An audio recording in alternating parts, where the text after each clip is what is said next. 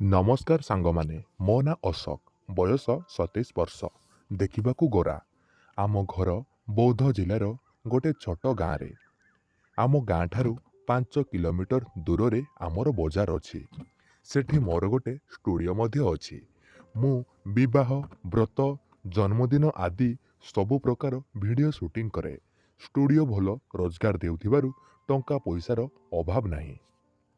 आम गाँव आमर 2 महला घर आम परिवार कहिले बापा बोऊ आउ बड़ भौणी आउ आमे 2 भाई।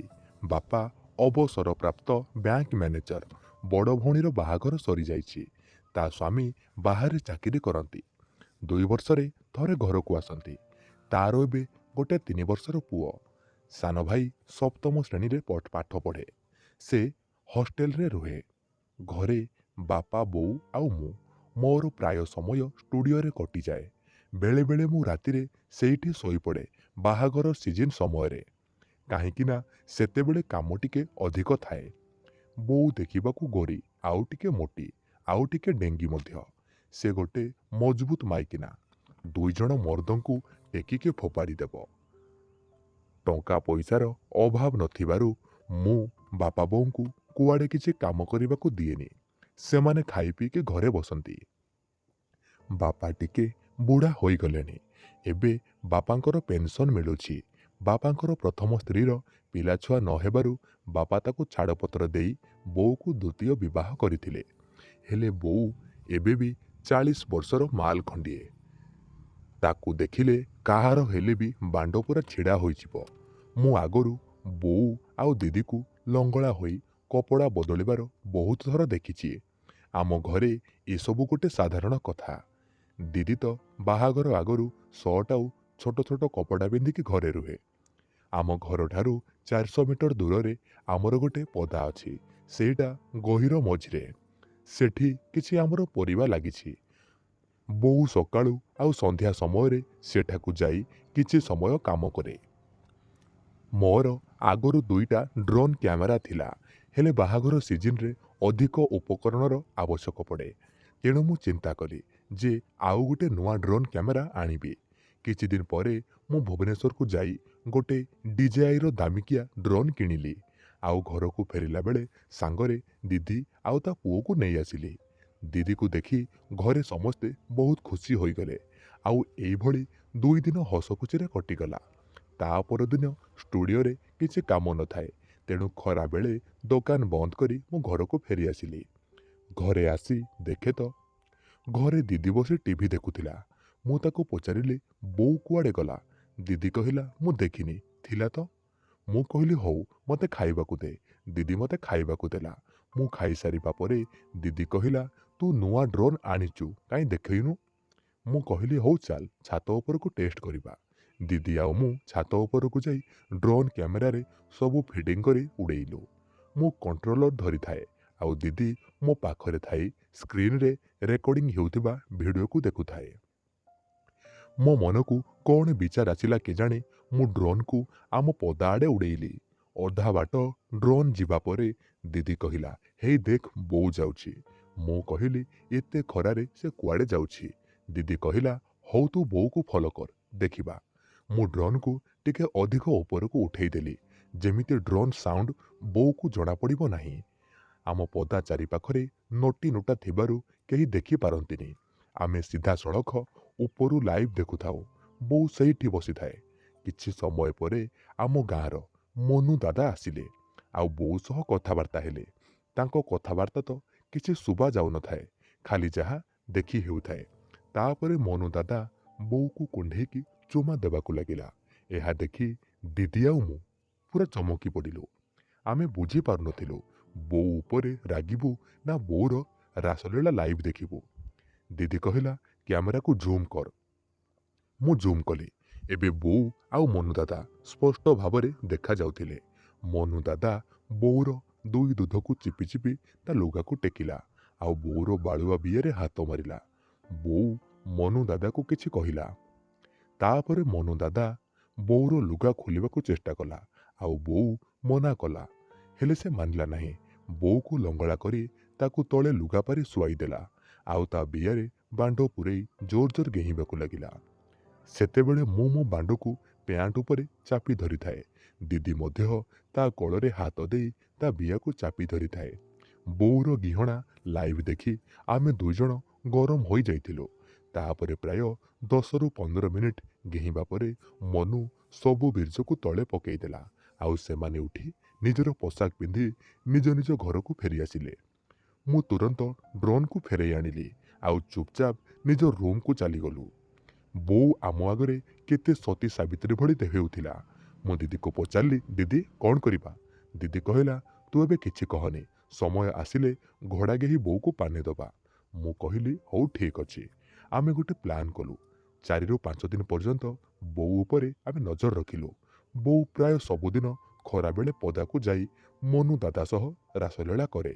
ଆଉ ଦିଦି ଆଉ ମୁଁ ସବୁଦିନ ବୋଉର ଭିଡ଼ିଓ ରେକର୍ଡ଼ିଂ କରିଚାଲିଲୁ। ଦିଦି ଅନ୍ୟ ରୁମ୍ରେ ଶୁଏ। ଆଜି ଦିଦି କହିଲା, ମୋତେ ଏକୁଟିଆ ଶୋଇବାକୁ ଭଲ ଲାଗୁନି, ମୁଁ ଆଜି ତୋ ରୁମ୍ରେ ଶୋଇବି। ରାତିରେ ଖାଇ ପିଇ ସାରି ଶୋଇବାକୁ ଯିବା ବେଳକୁ ମୋତେ ଆମ ଷ୍ଟୁଡ଼ିଓ ପିଲାମାନେ ଫୋନ୍ କଲେ, ଆଉ ଗୋଟେ କ୍ୟାମେରା ଦରକାର ପଡ଼ିବ। ତେଣୁ ମୁଁ ଦୋକାନକୁ ଯାଇ ସେମାନଙ୍କୁ ସବୁ ଜିନିଷ ଦେଇ ଆସିଲି। ଗୋଟେ ବାହାଘର କଲ୍ ଥିଲା। ସେମାନେ କାଲି ସକାଳେ ସେ ଜାଗାକୁ ଯିବେ। ତେଣୁ ତାଙ୍କୁ ରାତିରୁ ସଜବାଜ କରିବାକୁ ପଡ଼ିବ। ଘରକୁ ଫେରିଲା ବେଳକୁ ସମସ୍ତେ ଶୋଇଗଲେଣି। ମୁଁ ସିଧା ମୋ ରୁମ୍କୁ ଗଲି। ମୋ ରୁମ୍ 2 ମହଲାରେ। ରୁମ୍ର କବାଟ ଆଉଜା ହୋଇଥାଏ। ମୁଁ ସିଧା ରୁମ୍ ଭିତରେ ପଶିଲି। ଦିଦିକୁ ଦେଖି ଚମକି ପଡ଼ିଲି। ଦିଦି ଖଟରେ ବସି ତା ବ୍ଲାଉଜର ବଟାମକୁ ଖୋଲି ଦେଇଛି ଆଉ ତା ଦୁଇ ଦୁଧକୁ କାଢ଼ି ଚିପି ଚିପି କ୍ଷୀର ବାହାର କରୁଥାଏ। ମୁଁ ଏହା ଦେଖି ରୁମ୍ରୁ ପଳେଇ ଆସୁଥିଲି। ଦିଦି କହିଲା, ଆରେ କ'ଣ ହେଲା, ଆସୁନୁ। ମୁଁ କହିଲି, ତୁ ଏପରି ଅବସ୍ଥାରେ ଅଛୁ, ମୁଁ କେମିତି ଯିବି? ଦିଦି କହିଲା, କ'ଣ ହେଲା ସେଠୁ? ଏଇଟା ଗୋଟେ ସାଧାରଣ କଥା। ମୁଁ ପୁଅକୁ କ୍ଷୀର ପିଆଇଲା ବେଳେ ତୁ କ'ଣ ଦେଖିନୁ କି? ମୁଁ କହିଲି, ହଁ ଦେଖିଛି ଯେ, ହେଲେ? ଦିଦି କହିଲା, ଆସ୍ମ। ମୁଁ ଝିଅ ପିଲା ହୋଇ ଲାଜ କରୁନି, ଇଏ ପୁଅ ପିଲାଟା ଲାଜ କରୁଛି। ମୁଁ ଦିଦିକୁ କହିଲି, ତୁ ଏମିତି କ୍ଷୀର ବାହାର କରି କାହିଁକି ନଷ୍ଟ କରୁଛୁ? ପୁଅ ଖାଇବନି କି? ଦିଦି କହିଲା, ପୁଅ ବଡ଼ ହୋଇଗଲାଣି, ଆଉ ବେଶୀ କ୍ଷୀର ପିଉନାହିଁ। ଆଉ ଦୁଧରେ ବେଶୀ କ୍ଷୀର ରହିଲେ ଛାତି ଦରଜ ହେଉଛି। ଯଦି କ୍ଷୀର ବାହାର ନ କରାଯାଏ ତାହେଲେ ବ୍ରେଷ୍ଟ କ୍ୟାନ୍ସର ହେବାର ଆଶଙ୍କା ରହିଛି। ଦିଦି କହିଲା, କ୍ଷୀର ପିଇବୁ? ମୁଁ ଟିକେ ହସିଲି ଆଉ କହିଲି, ମୁଁ କ'ଣ ଛୋଟ ପିଲା? ଦିଦି କହିଲା, ଖାଲି ଛୋଟ ପିଲା କ'ଣ କ୍ଷୀର ପିଅନ୍ତି, ବଡ଼ ପିଲା ପିଅନ୍ତିନି? ତାପରେ ଦିଦି ତା ଦୁଧକୁ ଭିଡ଼ି ତା ପାଟିରେ ଦୁଧ ଭୁଣ୍ଡିକୁ ଚୁଚୁମିକି କ୍ଷୀର ପିଇଲା। ଏହା ଦେଖି ମୋର ବାଣ୍ଡ ପୁରା ଛିଡ଼ା ହୋଇଗଲା। ଦିଦି କହିଲା, ଟିକେ ଚୁଚୁମିକି କ୍ଷୀର ବାହାର କରିଦେଉନୁ। ସେ କହିଲା, ପୁରୁଷ ହାତ ଆଉ ପାଟିର ସ୍ପର୍ଶରେ ଉତ୍ତେଜିତ ହୋଇ ଜଲ୍ଦି କ୍ଷୀର ବାହାରିଯାଏ। ମୁଁ ଟିକେ ଭିଡ଼ିମୋଡ଼ି ହେଉଥିଲି। ଦିଦି କହିଲା, ଟିକେ ସାହାଯ୍ୟ କର, ମୁଁ ଏତେ କଷ୍ଟ ପାଉଛି, ତତେ କ'ଣ ଭଲ ଲାଗୁଛି? ମୁଁ କହିଲି, ଠିକ୍ ଅଛି। ତାପରେ ମୁଁ କହିଲି, ପୁଅ କୋଉଠି ଅଛି? ଦିଦି କହିଲା, ସେ ବୋଉ ପାଖରେ ଶୋଇପଡ଼ିଛି, ତୁ କବାଟକୁ ଲକ୍ କରିଦେ। ମୁଁ କବାଟ ଲକ୍ କରି ଦିଦି ପାଖକୁ ଗଲି ଆଉ ଦିଦିର ଗୋଟେ ପରେ ଗୋଟେ ଦୁଧକୁ ପାଟିରେ ପୂରେଇ ଚୁଚୁମିକି କ୍ଷୀର ପିଇଲି। ଏମିତି କିଛି ସମୟ ପରେ ଦିଦିର ଦେହ ଗରମ ହୋଇଗଲା ଆଉ ସେ ଗରମକୁ ସମ୍ଭାଳି ନପାରି ଲୁଗା ଉପରୁ ତା ବିଆକୁ ହାତରେ ଘଷିବାକୁ ଲାଗିଲା। ମୁଁ କହିଲି, ଏମିତି କାହିଁକି କରୁଛୁ? ଦିଦି କହିଲା, ଏମିତି କଲେ ଅଧିକ କ୍ଷୀର ବାହାରିବ। ମୁଁ କହିଲି, ଏମିତି ମୁଁ କରିଦେବି କି? ଦିଦି କହିଲା, ହଁ କରୁନୁ, ଆହୁରି ଭଲ ହୁଅନ୍ତା। ତାପରେ ମୁଁ କାନ୍ଥକୁ ଆଉଜି ବସିଲି ଆଉ ଦିଦି ମୋ କୋଳରେ ମୋତେ ଆଉଜିକି ବସିଲା। ଦିଦି ତା ଲୁଗାକୁ ଅଣ୍ଟାରୁ ଢିଲା କରିଦେଲା। ମୁଁ ଗୋଟେ ହାତରେ ଦିଦି ଗୋଟେ ଦୁଧକୁ ଚିପିଲି ଆଉ ଗୋଟେ ହାତରେ ଦିଦି ତା ପେଟ ପାଖରୁ ତା ଲୁଗା ଭିତରେ ପୂରେଇଲି। ଦିଦି ଚଡ଼ିଟା ଟାଇଟ୍ ଥିଲା, ତେଣୁ ହାତ ପଶିଲାନି। ଦିଦି କହିଲା, ଚଡ଼ି ଭିତରେ ହାତ ପୁରଉନୁ। ମୁଁ କହିଲି, ପଶୁନି। ସେ କହିଲା, ତୁ ଭିଡ଼କୁ ନୁହଁ। ଦିଦି ତା ଚଡ଼ିଟା ଟିକେ ଭିଡ଼ି ଧରିଲା, ମୋ ହାତ ପଶିଗଲା। ଦିଦିର ବିଆରେ ବାଳ ନଥିଲା। ମୁଁ ଦିଦିର ବିଆରେ ଆଙ୍ଗୁଳି ଘଷିବାକୁ ଲାଗିଲି। ଦିଦିର ବିଆ ଆଗରୁ ଲାଳୁଆ ହୋଇକି ରହିଥିଲା। ତା ବିଆରୁ କଚ୍ କଚ୍ ଶବ୍ଦ ଶୁଭିଲା। ଦିଦି ଏପଟେ ଗରମ ହୋଇ ଚିଲେଇବାକୁ ଲାଗିଲା। ମୁଁ ଦିଦିର ଗୋଟେ ଦୁଧ ଚିପୁଥାଏ ଆଉ ଦିଦି ତା ହାତରେ ଆଉ ଗୋଟେ ଦୁଧ ଚିପିବାକୁ ଲାଗିଲା। ଏବେ ଦିଦିର 2ଟା ଦୁଧରୁ କ୍ଷୀର ବାହାରୁଥାଏ।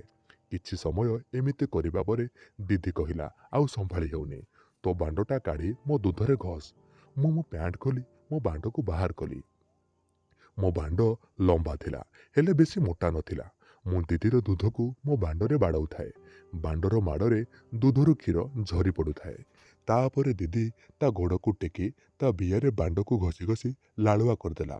ଆଉ ଗୋଟେ ଧକ୍କାରେ ବାଣ୍ଡଟା ତା ବିଆ ଭିତରେ ପୂରେଇ ଦେଲି। ଦିଦି କହିଲା ଜୋରରେ କର। ମୁଁ ମୋର ସବୁ ବଳ ଲଗେଇ ଦିଦିକୁ ଗେହିଲି। ପ୍ରାୟ 10 ମିନିଟ୍ ଗେହିବା ପରେ ଦିଦି କହିଲା ମୋର ଏବେ ପାଣି ବାହାରିବ। ମୁଁ ଯେତେ ମନା କଲେ ମଧ୍ୟ ତୁ ସେମିତି କରିଚାଲିବୁ। ମୁଁ ହଁ କଲି। ମୁଁ ଦିଦିକୁ ଜୋର ଜୋର ଗେହୁଥାଏ। ଦିଦି ଚିଲେଇ ଉଠିଲା ଆଉ ତା ବିଆ ଆଉ ଦୁଧ ପୁରା ଫୁଲିଗଲା। ତା ଦୁଧ ଦୁଇଟାରୁ ଅନବରତ କ୍ଷୀର ପିଚକାରି ମାରୁଥାଏ ଆଉ ତା ବିଆରୁ ଚରଚର ହୋଇକି ପାଣି ବାହାରିଲା। ଦିଦି କହୁଥାଏ ସେତିକି ଥାଉ ସେତିକି ଥାଉ। ହେଲେ ମୁଁ ତା କଥା ନ ଶୁଣି ତାକୁ ଗେହିଁ ଚାଲିଥାଏ। ଦିଦିର ବିଆରୁ ପାଣି ଆଉ ତା ଦୁଧରୁ କ୍ଷୀର ବାହାରିବା ବନ୍ଦ ହୋଇନଥିଲା। ସେମିତି ପ୍ରାୟ ଆଉ 15 ମିନିଟ୍ ଗେହିବା ପରେ ଦିଦିର ବିଆରୁ ଧଳା ରଙ୍ଗର ରସ ବାହାରିଗଲା। ଆଉ ଦିଦି କହିଲା ଶାନ୍ତି କରିଦେଲୁ, ଆଉ କରନି। ମୁଁ ତା ବିଆରୁ ବାଣ୍ଡ କାଢ଼ି ବାହାରେ ହଲେଇ ହଲେଇ ବୀର୍ଯ୍ୟକୁ ବାହାର କରିଦେଲି। ଦିଦି କହିଲା ଶୋଇପଡ଼, ସକାଳୁ ଉଠି ଘର ପୋଛାପୋଛି କରିବା। ତାପରେ ଆମେ ଦୁଇଜଣ ଶୋଇଗଲୁ। ଦିଦି 5ଟା ରାତିରୁ ଉଠି ମୋତେ ଡାକିଲା ଆଉ ଆମେ ସବୁ ଲୁଗାପଟା ନେଇ ଛାତରେ ଧୋଇକି ଶୁଖେଇଦେଲୁ। ଆଉ ଦିଦି ଘରକୁ ଫିନାଇଲ ପକେଇ ପୋଛିଲା। ମୁଁ ଦିଦିକୁ କହିଲି ଦିଦି ବୋଉ କଥା କ'ଣ କରିବା? ଦିଦି କହିଲା ବୋଉକୁ ହେଲେ ଏମିତି ଗେହିବା। ମୁଁ କହିଲି ସେ କ'ଣ ରାଜି ହେବ? ସେ କହିଲା ରାଜି ନହେଲେ ତାକୁ ବ୍ଲାକମେଲ୍ କରିବା। ମୁଁ କହିଲି ଠିକ୍ ଅଛି। ସନ୍ଧ୍ୟା ବେଳକୁ ଦିଦି ଆଉ ମୁଁ ଆମେ ଗୋଟେ ପ୍ଲାନ୍ କଲୁ। ଦିଦି ବୋଉକୁ କହିଲା ବୋଉ ଆମେ ଛାତ ଉପରେ ଅଛୁ, ଖାଇବା ହୋଇଗଲେ ଆମକୁ ଫୋନ୍ କରିବୁ। ଆମେ ଛାତ ଉପରକୁ ଗଲୁ ଆଉ ଅପେକ୍ଷା କରିଥାଉ ବୋଉ କେତେବେଳେ ଫୋନ୍ କରିବ। ପ୍ରାୟ 2 ଘଣ୍ଟା ପରେ ବୋଉ ଫୋନ୍ କଲା। ଆମେ ଫୋନ୍ ସାଇଲେଣ୍ଟ କରିଦେଲୁ। କଲ୍ ଜମାରୁ ଆମେ ଉଠେଇଲୁ ନାହିଁ। ବୋଉ ବାରମ୍ବାର ଫୋନ୍ କରୁଥାଏ। ତାପରେ ଦିଦି ଛାତର କାନ୍ଥରେ ଭରା ଦେଇକି ନଇଁ ରହିଲା। ମୁଁ ଦିଦିର ପଛରେ ରହି ତା ଲୁଗାକୁ ଟେକି ତା ବିଆରେ ବାଣ୍ଡ ପୂରେଇ ଧୀରେ ଧୀରେ ଗେହିଲି, ଯେମିତି ବୋଉ ଆସି ଆମକୁ ଦେଖିବ। ସତକୁ ସତ ବୋଉ ଛାତ ଉପରକୁ ଆସିଲା ଆମକୁ ଡାକିବାକୁ। ଆମକୁ ଏପରି ଅବସ୍ଥାରେ ଦେଖି ତାର ହୋସ୍ ଉଡ଼ିଗଲା ଆଉ ଆମକୁ ସେ ଗାଳି ଗୁଲଜ କରିବାକୁ ଲାଗିଲା। ଆମେ ତଳକୁ ଗଲୁ ଆଉ ଖାଇବା ଆରମ୍ଭ କଲୁ। ମୁଁ ଆଗରୁ ପେନ୍ ଡ୍ରାଇଭ୍ରେ ବୋଉର ଭିଡ଼ିଓ ସବୁ ଲୋଡ୍ କରିକି ଟିଭିରେ ଲଗେଇକି ରଖିଥାଏ। ବୋଉ ଆମ ସହ ବସି ଖାଉଥାଏ। ବାପା ଶୋଇ ପଡ଼ିଥାନ୍ତି। ଏତିକି ବେଳକୁ ମୁଁ ଟିଭିରେ ସେଇ ଭିଡ଼ିଓ ଲଗେଇଲି। ବୋଉ ପ୍ରଥମେ ଜାଣିପାରିଲାନି। ବୋଉ କହୁଥାଏ ଏଇଟା ଆମ ବିଲ ଆଡ଼େ ଭିଡ଼ିଓ କରିଛୁ? ମୁଁ କହିଲି ହଁ। ଦିଦି କହିଲା ଦେଖ ତୁ ବିଲକୁ ଯାଇଥିଲୁ। ବୋଉ ଦେଖିବାକୁ ଲାଗିଲା। ବୋଉ ବିଲକୁ ଯାଇ ଅପେକ୍ଷା କରିଥାଏ ମନୁ ଦାଦା ଆସିଲେ। ଆଉ ତାପର ଘଟଣା ଦେଖି ବୋଉର ଦେହ ପୁରା ଥଣ୍ଡା ପଡ଼ିଗଲା। ସେ କିଛି କହିପାରୁ ନଥାଏ। ଦିଦି କହିଲା ଆମେ ଭାଇ ଭଉଣୀ ଗିହାଗିହି ହେଲେ ସେଇଟା ଆମ ଭିତରେ ରହିବ। ଆଉ ତୁ ଯେଉଁ ପରପୁରୁଷ ସାଙ୍ଗରେ ଗାଣ୍ଡି ମରେଇ ହେଉଛୁ ନ ଜାଣିଲା ଲୋକ ବି ଜାଣିବ। କଥା ଦାଣ୍ଡରେ ପଡ଼ି ହାଟରେ ଗଡ଼ିବ। ଘର ଭିତରେ କିଳା କଲେ ଘର କଥା ଘରେ ରହିବ। ଆମେ ଖାଇସାରି ଆମ ରୁମକୁ ଚାଲିଗଲୁ। ଆଉ ମୁଁ ଦିଦିର କଳରେ ମୁଣ୍ଡ ରଖି ତା ଦୁଧକୁ ଚୁଚୁମି କ୍ଷୀର ପିଉଥିଲେ। ସେତିକିବେଳେ ବୋଉ ଆସିଲା। ଦିଦି କହିଲା କବାଟ ବନ୍ଦ କରିଦେ ଆସ। ବୋଉ କବାଟ ବନ୍ଦ କରିଦେଲା। ଦିଦି ପଚାରିଲା ପୁଅ ଶୋଇଲା? ବୋଉ କହିଲା ହଁ ସେ ଶୋଇ ପଡ଼ିଲାଣି। ଦିଦି କହିଲା ଖାଲି ଦେଖିବୁ ନା କିଛି ସାହାଯ୍ୟ କରିବୁ? ଛାତିରେ କ୍ଷୀର ରହିଯାଉଛି, ଦରଜ ହେଉଛି, ତୁ ଟିକେ କ୍ଷୀର ବାହାର କରିଦେ। ସେ ଏକୁଟିଆ ପାରୁନି। ବୋଉ ଦିଦିର ଆଉ ଗୋଟେ ଦୁଧକୁ ହାତରେ ଧରି ଦୁହିଁବାକୁ ଲାଗିଲା। ଦିଦି ଏବେ ସଁ ସଁ କରି ପାଟି କରୁଥାଏ। କିଛି ସମୟ ପରେ ବୋଉ ଆଉ ଦିଦି ଦୁଇଜଣ ପୁରା ଗରମ ହୋଇଗଲେ। ଦିଦି ମୋତେ ଶୁଆଇଲା ଆଉ ମୋର ବାଣ୍ଡକୁ ତା ବିଆରେ ପୂରେଇ ଉଠ ବସ ହେବାକୁ ଲାଗିଲା। ଦିଦି ବୋଉକୁ କହିଲା ତୁ ତାକୁ ତୋ ବିଆ ଚଟଉନୁ।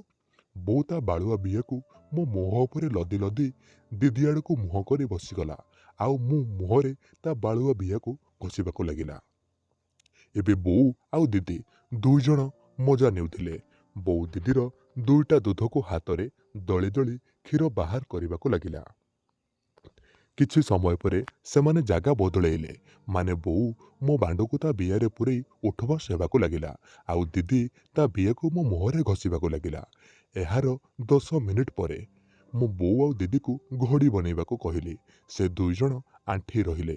ମୁଁ ଥରେ ଦିଦିର ବିଆରେ ଗେହିଲେ ଆଉ ଥରେ ବୋଉର ବିଆରେ ଗେହୁଥାଏ। ଏମିତି ପାଳି କରି ଦୁଇଜଣଙ୍କୁ ଗେହୁଥାଏ। ଦିଦିର କ୍ଷୀର ମୋ ଦେହରେ ପଡ଼ି ମୋ ଦେହଟା ଅଠା ଅଠା ଲାଗୁଥାଏ। ମୁଁ ଦିଦିକୁ କହିଲି ତୁ ମୋତେ କ୍ଷୀରରେ ଓଦା କରିଦେଲୁ, ମୋ ଦେହଟା ଅଠା ଲାଗୁଛି। ଦିଦି ଆସି ମୋ ଦେହକୁ ଜିଭରେ ଟିକେ ଚାଟିଲା ଆଉ କହିଲା କ୍ଷୀର ଲାଗି ତୋ ଦେହଟା ମିଠା ଲାଗୁଛି। ବୋଉ ବି ଟିକେ ଚାଟିଲା। ତାପରେ ମୁଁ ବୋଉକୁ ଶୁଆଇଲି ଆଉ ତାର ଗୋଡ଼କୁ ଫାଡ଼ି ତା ବିଆରେ ପୁଣି ଗେହିବାକୁ ଲାଗିଲି। ଦିଦି ବୋଉର ଛାତି ଉପରେ ବସି ତା ମୁହଁ ଉପରେ ତା ଦୁଇ ଦୁଧକୁ ଝୁଲେଇ ରଖିଲା ଆଉ ବୋଉ ଦିଦିର ଦୁଧକୁ ଚୁଚୁମିକି କ୍ଷୀର ପିଇଲା। ମୁଁ ଦିଦିର ବିଆରେ ଆଙ୍ଗୁଳି ପୂରେଇ ଏପଟେ ଗେହିବାକୁ ଲାଗିଲି ଆଉ ବୋଉ ବିଆରେ ବାଣ୍ଡ ପୂରେଇ ଗେହୁଥାଏ। କିଛି ସମୟ ଗେହିବା ପରେ ବୋଉ ଆଉ ଦିଦି ଦୁଇଜଣ ପାଣି ଛାଡ଼ିଲେ। ତାପରେ ଦିଦି ବୋଉ ଉପରେ ଉଠିଲା ଆଉ ମୁଁ ବୋଉର ପାଟିରେ ମୋର ବାଣ୍ଡକୁ ପୂରେଇକି ଗେହିଲି। ମୋର ବାଣ୍ଡ ଲମ୍ବା ଆଉ ସରୁ ହୋଇଥିବାରୁ ବୋଉର ତଣ୍ଟି ଭିତରେ ପଶି ଯାଉଥାଏ। ବୋଉ ଖାଲି ଗଁ ଗଁ ହେଉଥାଏ। ମୁଁ ବୋଉ ପାଟିରେ ଜୋର ଜୋର ଗେହି ସବୁ ବୀର୍ଯ୍ୟକୁ ବୋଉର ପାଟି ଭିତରେ ଛାଡ଼ିଲି। ବୋଉ ସବୁ ବୀର୍ଯ୍ୟକୁ ଅମୃତ ଭଳିଆ ପୁରା ଢକିଦେଲା। ତାପରେ ମୁଁ ହାଲିଆ ହୋଇ ବୋଉ ଆଉ ଦିଦି ମଝିରେ ଶୋଇପଡ଼ିଲି। ଦିଦି ଆଉ ବୋଉ ମୋ ଉପରେ ତାଙ୍କର ଗୋଟେ ଗୋଟେ ଗୋଡ଼ ଲଦି ମୋତେ କୁଣ୍ଡେଇ ଧରିକି ଶୋଇଲେ। ତା ପରଠୁ ବୋଉ କେବଳ ମୋ ଠାରୁ ଘିଆଁ ଖାଉଛି। ସେ ଆଉ କୋଉ ମରଦ ପାଖକୁ ଯାଉନାହିଁ। ଦର୍ଶକ ବନ୍ଧୁ, କାହାଣୀ କେମିତି ଲାଗିଲା ଆପଣମାନେ କମେଣ୍ଟ ସେକ୍ସନରେ ଆପଣଙ୍କର ମତାମତ ନିହାତି ଜଣାଇବେ। ଆଉ ହଁ, ଯଦି ଆପଣମାନେ ଏପର୍ଯ୍ୟନ୍ତ ଆମ ଟେଲିଗ୍ରାମ ଚ୍ୟାନେଲରେ ଜଏନ୍ କରିନାହାନ୍ତି ତାହେଲେ ଏହି ଭିଡ଼ିଓର କମେଣ୍ଟ ସେକ୍ସନରେ ଆମ ଟେଲିଗ୍ରାମ ଚ୍ୟାନେଲର ଲିଙ୍କ ପିନ୍ କରାହେଉଛି।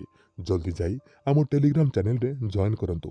ସେଠି ଆପଣମାନେ କିଛି ଏମିତି ଜିନିଷ ପାଇବେ ଯାହାକି ମୁଁ ଆପଣମାନଙ୍କୁ ଏଇ ୟୁଟ୍ୟୁବରେ କହିପାରିବିନି। ଆପଣ ଯାଇକି ପ୍ରଥମେ ଜଏନ୍ କରନ୍ତୁ, ତାପରେ ଆପଣ ଜାଣିପାରିବେ ସେ ଟେଲିଗ୍ରାମରେ କ'ଣ ଅଛି କ'ଣ ନାହିଁ। ଆଜି ପାଇଁ ଏତିକି, ରହୁଛି। ଆଉ ଗୋଟେ କଥା, ବହୁତ ଲୋକ କହୁଛନ୍ତି ଯେ ଭାଇ ତମେ ଭିଡ଼ିଓ ବହୁତ ଲେଟ୍ରେ ଆଣୁଛ। ଭାଇ ଷ୍ଟୋରି ଲେଖିବାକୁ ଟିକେ ଟାଇମ୍ ଦରକାର, ତେଣୁ ଆପଣମାନେ ମୋତେ ଟିକେ ସପୋର୍ଟ କରନ୍ତୁ। ପୁଣି ଆଗ ଭଳି ଏଥର ରେଗୁଲାରଲି ମୁଁ କାହାଣୀ ଅପଲୋଡ଼ କରିବାକୁ ଚେଷ୍ଟା କରିବି। ରହୁଛି, ଦେଖା ହେବା ନେକ୍ସଟ ଭିଡ଼ିଓରେ। ଧନ୍ୟବାଦ।